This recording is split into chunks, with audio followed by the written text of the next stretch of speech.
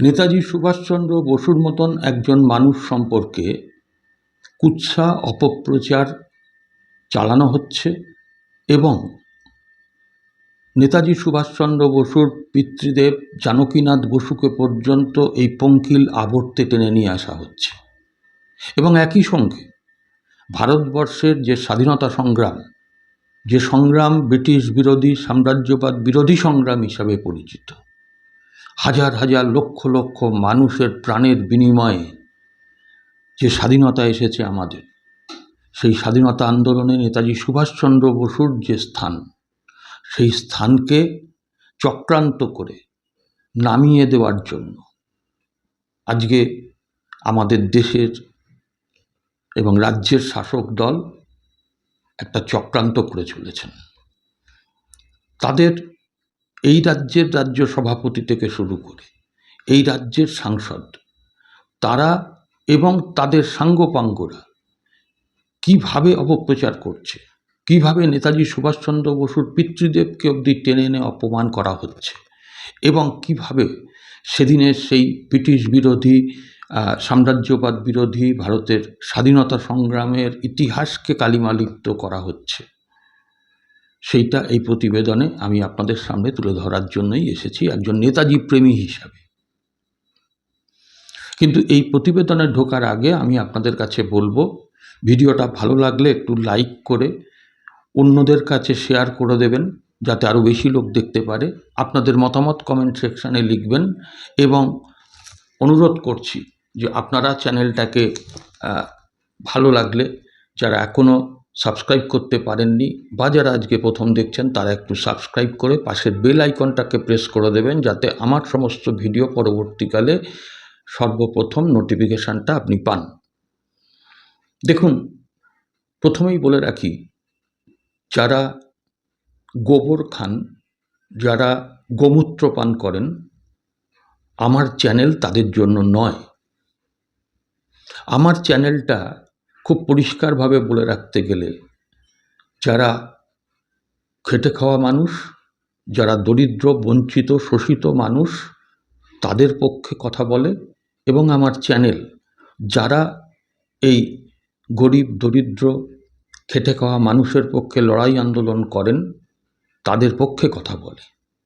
এবং আমার এই চ্যানেল যারা দেশপ্রেমিকতার মুখোশ পরে, মুখোশের আড়ালে একেবারে ভারতবর্ষের প্রকৃত দেশপ্রেমিকদের নিচে টেনে নামানোর জন্য যে কুৎসিত বুকটা নিয়ে অপেক্ষা করছেন, আমার চ্যানেল তাদের ঘৃণা করে।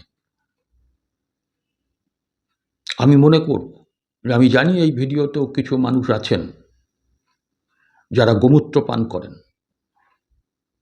যাদের কাছে নেতাজি সুভাষচন্দ্র বসুর অপমানটা অপমান নয়, যাদের কাছে, যারা মুখে বলেন দেশপ্রেমের কথা, আসলে তারা দলপ্রেম করেন। তারা এখানে এসে তাদের বংশের পরিচয় নিয়েই, তাদের পিতৃ পরিচয় নিয়েই তারা এখানে নোংরা ভাষা ব্যবহার করতে পারেন। এবং আমি বলবো, আমার যারা সাধারণ দর্শক, তাদেরকে বলবো, চুক্তি দিয়ে তাদের সেই মন্তব্যের প্রতিবাদ করুন।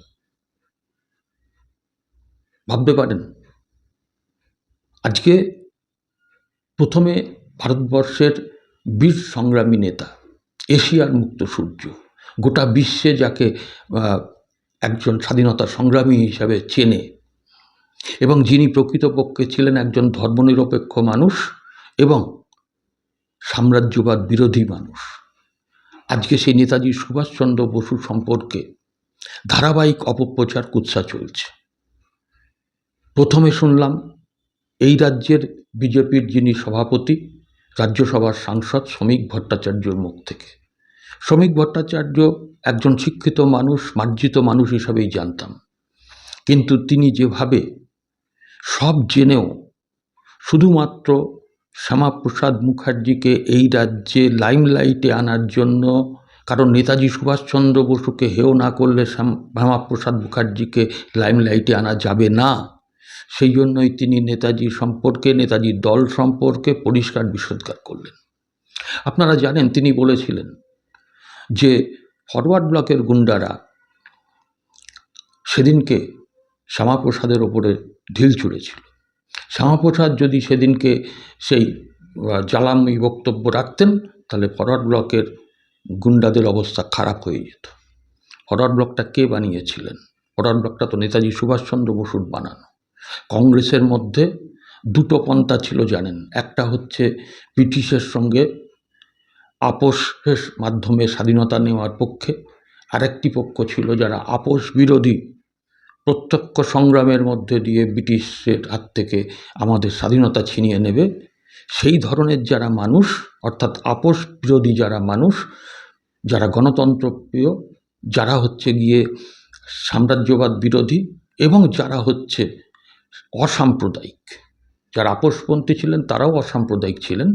কিন্তু নেতাজি সুভাষচন্দ্র বসু সেই ধরনের কিছু মানুষকে নিয়ে তিনি ফরওয়ার্ড ব্লক গঠন করেছিলেন। সেই ফরওয়ার্ড ব্লক, অর্থাৎ নেতাজি সুভাষচন্দ্র বসুর তৈরি সেই ফরওয়ার্ড ব্লকের কথা বলছি। সেই ফরওয়ার্ড ব্লক ছিল ব্রিটিশের বুকে কাঁপন ধরাবার মতন একটা দল। ব্রিটিশের বহু নথিতে এ কথা উল্লেখ আছে যে ভারতবর্ষের সবথেকে বড় শক্তি, বড় বিপদের নাম হচ্ছে, অর্থাৎ ব্রিটিশদের কাছে বড় বিপদের নাম হচ্ছে সুভাষ বোস এবং তার দল ফরওয়ার্ড ব্লক।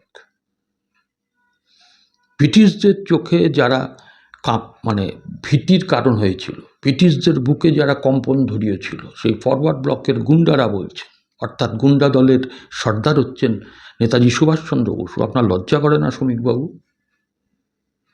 আপনারা দেশপ্রেমিকতার কথা বলেন আর আপনারা রাষ্ট্রবাদিতার কথা বলেন। আজকে নেতাজি সুভাষচন্দ্র বসু, যিনি বহু বছর পড়াশুনো করেও কেউ সেই সময় আইসিএস পরীক্ষা, অর্থাৎ ইন্ডিয়ান সিভিল সার্ভিস পরীক্ষায় পাশ করতে পারত না, নেতাজির অনিচ্ছা সত্ত্বেও, শুধুমাত্র তার পরিবারের চাপে সেদিনকে তিনি মাত্র 8 মাসের প্রস্তুতিতে আইসিএস পরীক্ষা দিয়ে সফলভাবে 4র্থ স্থান লাভ করেছিলেন। সেই সুভাষচন্দ্র বসু কিন্তু আইসিএস পরীক্ষা দিয়ে পাশ করে এই দেশে ফিরে তিনি বাড়ির কথা শোনেননি। মনের সমস্ত দ্বিধাদ্বন্দ্বকে দূর করে দিয়ে তিনি একেবারে ভারতবর্ষের স্বাধীনতার জন্য মনস্থির করে ফেলেছিলেন। তিনি পারতেন, তিনি প্রচুর টাকা বেতন পেতেন, কিন্তু তিনি তার জীবনটাকে সুখে স্বাচ্ছন্দ্যে যাপন করার পরিবর্তে সিদ্ধান্ত নিয়েই অত্যন্ত একটা জটিল পথে গিয়েছিলেন ভারতবর্ষের স্বাধীনতার জন্য প্রত্যক্ষ সংগ্রামে, যার সম্পর্কে শ্রমিক ভট্টাচার্য বলছে। আজকে আমি আপনাদের বলি যে ওই বিজেপি দলেরই একজন রাজ্যসভার সাংসদ নগেন রায়, যিনি নিজেকে অনন্ত মহারাজ বলে পরিচয় দেন, যাকে বিজেপি উত্তরবঙ্গের ভোটের দিকে তাকিয়ে রাজবংশী ভোট পাওয়ার জন্য যাকে এই রাজ্য থেকে রাজ্যসভার সাংসদ করে পাঠিয়েছিলেন, সেই অনন্ত মহারাজ তিনি বললেন যে আইএনএ নেতাজির বাপের ঔকত ছিল গড়ার। আইএনএ ছিল ব্রিটিশের সৈন্য, তারা জার্মানের কাছে দিয়েছিল এবং সেই জার্মান নেতাজিকে দিয়েছিল, নেতাজি সেটা ব্যবহার করতে পারেনি, অপব্যবহার করেছে, এবং আরও অনেক কথা। আর তারই সূত্র ধরে রাজবংশী সম্প্রদায়ের মধ্যে তো ভালো মানুষও আছেন, কিন্তু একটা অংশ যারা ওই অনন্ত মহারাজের লেজুর, যারা নিজেদের অনেক সময় বিজেপি বলেও দাবি করেন, সেই সমস্ত লোকেরা ভিডিও করে নেতাজিকে জার্মান জাপানের দালাল পর্যন্ত বলতে দ্বিধাবোধ করেননি। আমি সেই জন্যই বলছি যে এতদিন পরেও শ্রমিকবাবু যেমন নিজে ভুল স্বীকার করেননি, এতদিন পরেও অনন্ত মহারাজ নামক ওই মানুষরূপী, কি বলবো, অমানুষ, যিনি বলেন নেতাজির বাপের অবকাশ ছিল না, সেই মানুষটাকে একটা শোকজ করা, তাকে রাজ্যসভার মতন ভারতবর্ষের আইনসভার অন্যতম উচ্চ কক্ষ থেকে ঘাড় ধরে না বের করে দিয়ে বিজেপি তাকে পরোক্ষে সমর্থন করে গেল, কারণ মৌনতা সম্মতির লক্ষণ।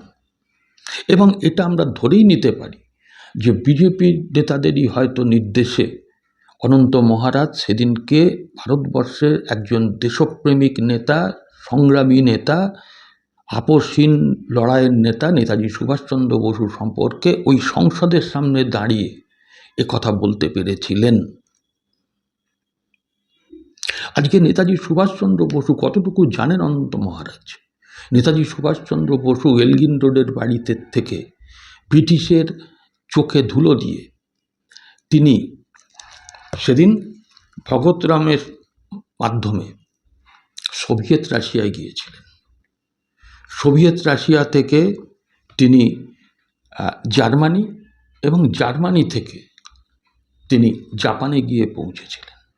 দ্বিতীয় বিশ্বযুদ্ধের সেই থ্রিলার জার্নি, সাবমেরিনে যে জার্নি, সে সময় তো নেতাজি সুভাষ বোস করেছিলেন শুধুমাত্র দেশের জন্য, দেশ থেকে ব্রিটিশকে তাড়াবার জন্য।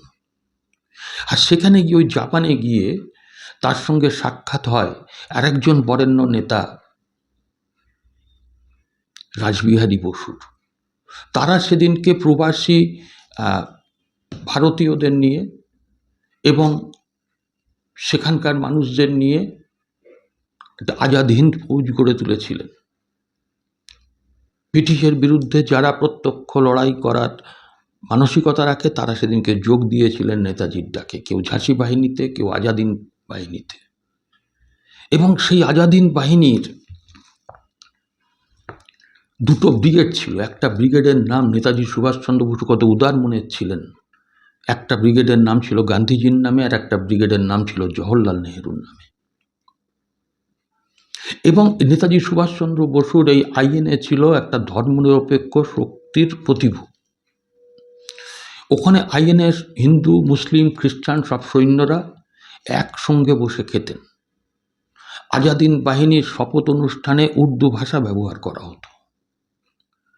এই আজাদ হিন্দ বাহিনীর সানওয়াজ খানের মতন একজন যেমন সেনাপ্রধান ছিলেন, আর একজন ছিলেন যিনি